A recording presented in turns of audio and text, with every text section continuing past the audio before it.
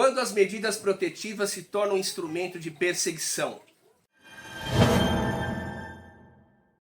Sejam bem-vindos ao canal Lei Maria da Penha em Foco, sou Júlio Konkowski e no vídeo de hoje começo esse vídeo falando aqui de um novo cenário, nesse jardim exuberante do marinheiro Rui.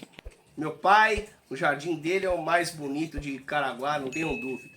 Então aqui inicio esse vídeo nas nossas férias, mas sempre respeitando o nosso ouvinte, comprometido com conteúdo de qualidade, trazendo a vocês novidades e uma nova visão crítica da Lei Maria da Penha. Então, o vídeo de hoje falo quando as medidas protetivas se transformam em meio de perseguição.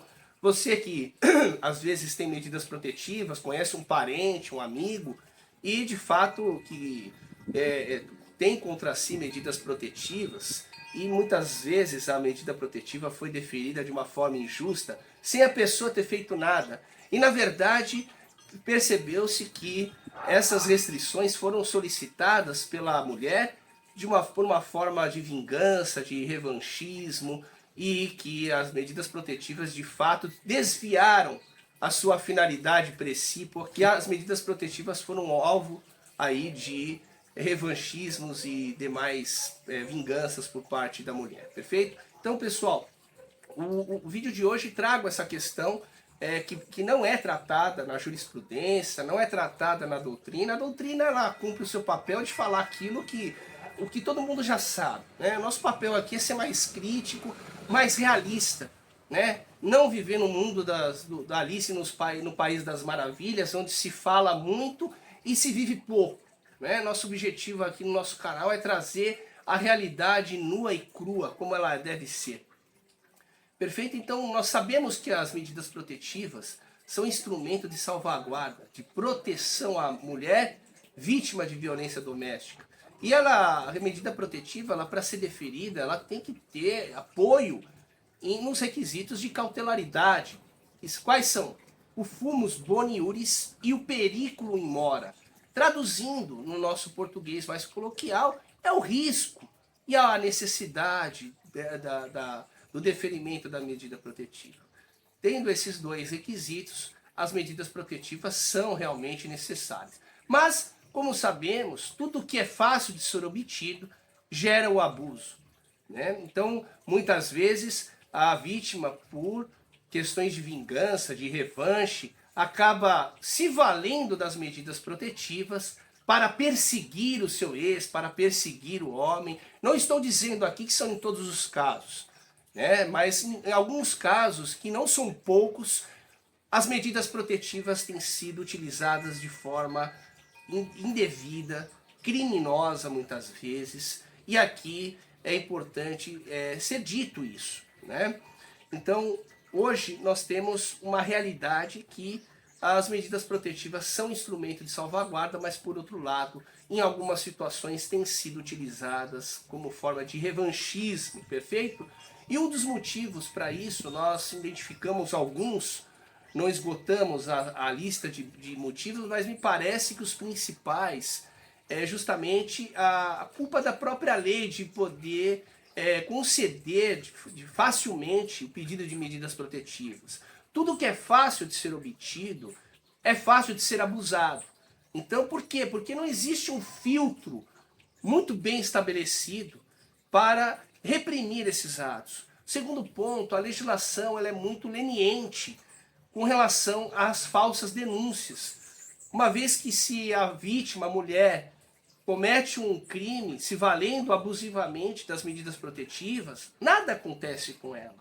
Então isso acaba sendo um estímulo para as falsas denúncias, para arruinar a vida dos homens.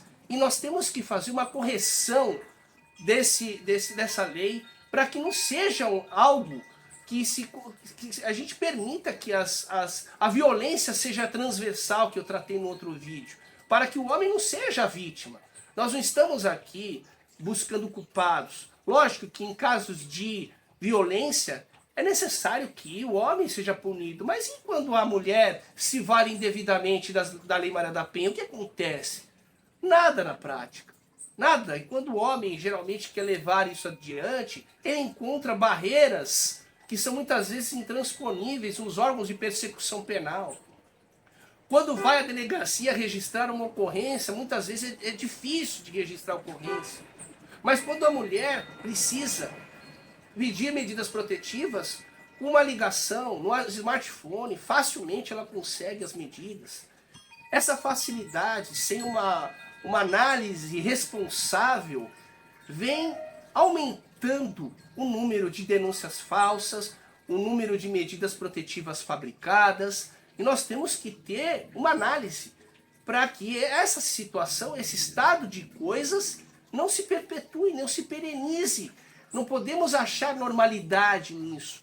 As estatísticas mostram que o número de medidas protetivas indeferidas aumentou e o jornal, os meios de comunicação criticam isso, mas não entendem que muitas vezes o juiz teve que indeferir a medida porque ela era irracional, ela era abusiva. O fato de o judiciário estar indeferindo medidas protetivas, isso é um bom sinal. É um bom sinal porque muitas vezes a medida protetiva está sendo utilizada de forma indevida. E nós temos que reprimir práticas criminosas como essa.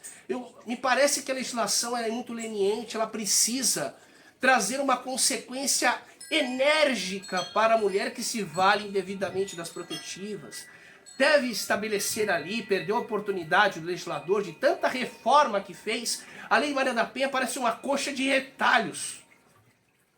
Tanta alteração e esqueceram o principal, que foi prever uma multa pesada para a mulher que se vale criminosamente das medidas protetivas, das falsas denúncias.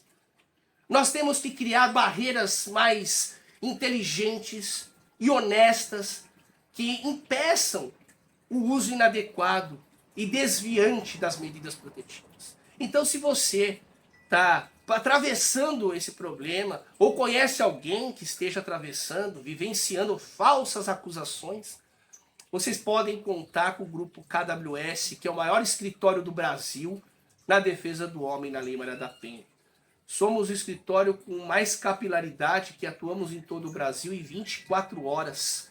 E se esse vídeo fez sentido para você, compartilhe ele, dê o seu like, e se inscreva também no nosso canal para que possamos levar conteúdo de qualidade para o maior número de pessoas, informar as pessoas, a sociedade, sobre esses pontos que merecem ser revistos na Lei Maria da Penha. Perfeito, pessoal? Então agradeço a audiência e lembrem-se, respeitem as mulheres.